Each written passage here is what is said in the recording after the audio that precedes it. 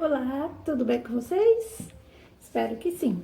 A paz do Senhor para todos. Estamos aqui para mais uma lição da nossa revista da Escola Bíblica Dominical, não é? Em breve estaremos juntos. Graças a Deus, isso tudo vai passar e já a gente vai estar juntinho. Vamos comemorar com braços bem apertados, tá bom? Mas agora a gente vai para a lição 8. E nessa revista nós estamos falando sobre alguns milagres de Jesus. Vocês estão lembrados, não é? De todos que a gente já viu? Pois bem, hoje nós vamos ver mais um. Vocês já ficaram assim um dia bem triste mesmo, porque não conseguia parar de chorar? Pois é. Hoje a nossa história vai falar de uma pessoa que ficou muito triste, muito triste mesmo. Mas aí, o que será que aconteceu? Porque de repente ela ficou muito feliz. Vamos saber o que aconteceu? Então vamos lá. A nossa historinha de hoje está aqui, ó, no livro de Lucas, no capítulo 7, versículo do 1 ao 17. Tá bom? Prestem bem atenção, porque se eu te perguntar, vocês vão saber responder. Legal? E o nome da nossa historinha de hoje é Jesus ressuscita o filho da viúva. Tá? E eu vou apresentar para vocês o ponto central da nossa lição, que é Jesus, através da sua morte, nos garante a vida eterna. Já a tia vai falar sobre isso, tá bom? Então, essa aqui é a nossa leitura, que está em Lucas, capítulo 7, do 1 ao 17. Legal? Bom, então, vocês sabem que toda semana tem memória em ação. Memória, que é para colocar aqui, e ação, porque a gente precisa viver aquilo que a gente está colocando aqui na nossa memória e aqui no nosso coração. E a memória em ação de hoje fala assim: eu vim para que todos tenham vida, e vida completa. Pode repetir? Eu vim para que todos tenham vida e vida completa. E essa memória em ação está aqui, no livro de João 10, versículo 10, a segunda parte do versículo. Por isso que a tia colocou um B aqui, a parte B do versículo, tá bom? Então, vamos memorizar. Jesus falou: eu vim para que todos tenham vida e tenham a vida completa.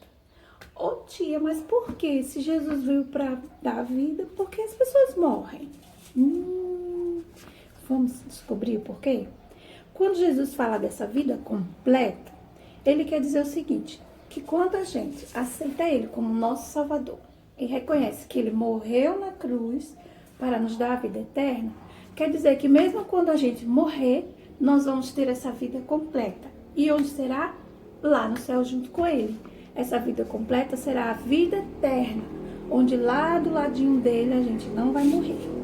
Por isso que quando a gente tem Jesus na nossa vida, no nosso coração e segue a sua palavra, mesmo quando a gente morre, a gente já sabe que vai morar com ele no céu e vamos ter essa vida completa que ele veio nos garantir, tá bom?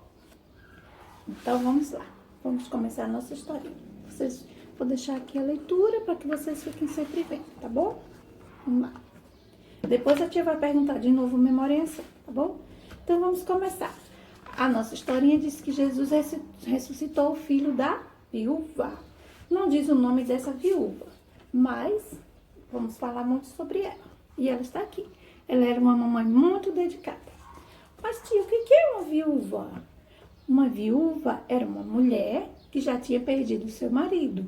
O seu marido havia falecido, por isso que ela ficou viúva, tá bom? Se fosse a esposa que tivesse falecido, o homem que seria o viúvo, tá bom? Então esse termo viúva é para aqueles que perdem o seu esposo ou a sua esposa. E naquela época era muito difícil ficar viúva, porque era o marido que tomava conta da casa, que trabalhava, que trazia o sustento. E aí a pobrezinha ficou sem ninguém, não é? Mas a sorte dela é que ela tinha um filho muito amável, que gostava muito da sua mamãe. Não é, mamãe? Eles se gostavam muito, ele era muito obediente, e ele já estava ficando um rapazinho, e ele falava: olha, mamãe, eu já vou trabalhar e vou sustentar a senhora, vou trazer tudo para casa, vou trazer tudo que a senhora precisa. E os dois ali ficaram muito unidos, muito juntinhos. Mas aí, gente, olha só o que aconteceu. o filhinho dela ficou muito dodói. Muito dodói. E ele morreu. Como ela deve ter ficado triste, não é, gente? Então, vamos colocar aqui, ó, uma carinha bem triste nela. Porque depois que o filhinho dela morreu, ela só chorava. Ela não conseguia mais parar de chorar. Ela estava tão triste, porque o que seria dela agora? Ela já tinha perdido seu esposo e agora também tinha perdido seu filhinho. O que será que essa mamãe deve ter sentido, não é, crianças? Ela deve ter sentido coisas assim, muito tristes. Por isso que a tia perguntou se você já tinha ficado triste alguma vez. Não é ruim? Só que a tristeza dela não passava. Ela teve sentimentos ruins. Ó, primeiro ela sentiu tristeza, porque ela ficou muito triste que o seu filhinho havia morrido. Depois ela sentiu medo, porque ela pensou: o que será de mim? O que vai acontecer comigo agora? Quem vai cuidar de mim? E aí ela ficou com muito medo. Depois ela ficou muito ansiosa, porque ela não sabia como seria o dia de amanhã, o que ia acontecer com ela, como ela ia fazer para se sustentar, para viver. Ela ia ter que pedir ajuda das pessoas, não é? Então ela sentiu muita ansiedade, né? E a Bíblia diz, Papai do Céu diz, que a gente não tem que ficar ansioso pelo dia de amanhã, porque Ele cuida de nós, não é verdade? Então vamos relembrar os sentimentos que ela sentiu nesse momento? Ela sentiu ansiedade, ela sentiu medo e ela sentiu tristeza. E esses sentimentos, eles são assim muito presentes na nossa vida. A gente quase sempre está sentindo isso, não é? Por exemplo, agora nós estamos sentindo tristeza por pessoas que estão partindo, estão ficando dodói e que elas estão partindo e suas famílias estão ficando muito tristes. Nós estamos ficando com medo, porque a gente fica com medo de sair na rua, fica com medo de falar com as pessoas, com medo de abraçar, de pegar na mão, porque a gente sente medo de ficar também dodói, não é?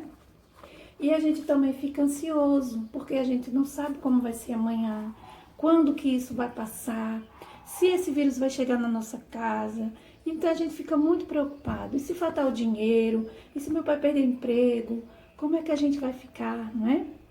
Mas a Bíblia diz lá no Salmo 94, no versículo 19, para a gente não ficar ansioso, tá bom? Para a gente confiar em Deus. Vamos continuar confiando no Senhor, tá bem? Então vamos continuar aqui com a nossa história. Então aquela mamãe que já estava muito triste, muito triste, e muito com medo e com muita ansiedade, ela agora teve que enterrar o seu filhinho, não é? Então chegou o dia de enterrar o seu filhinho. E aí colocaram ele, não é? Lá no caixão antigamente era diferente, né? Eles enrolavam assim, né, as pessoas e levavam numa maca. E aí ela chamou seus vizinhos, né, as pessoas que ela conhecia, e foram levar o menino para ser enterrado. Estava indo uma grande multidão de pessoas tristes e chorando.